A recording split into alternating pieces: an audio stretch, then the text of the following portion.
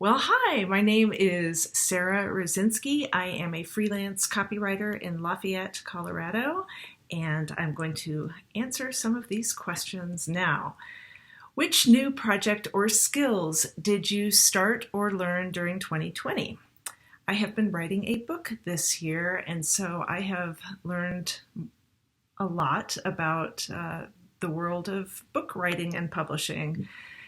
Next question. Who is an artist or designer you admire and why? I admire a lot of designers and artists. One I would mention is Terry Runyon, who is a wonderful illustrator. I love the animals and scenarios she paints. They're very joyful and fun, and she has a lot of YouTube videos where I like watching her paint. What do you like about the Denver creative community, and do you have any suggestions for how the community can be more inclusive? One idea I have is simple, but internships should be paid.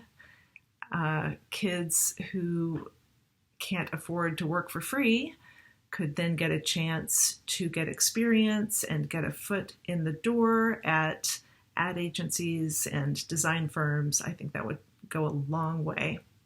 Thank you very much for asking me.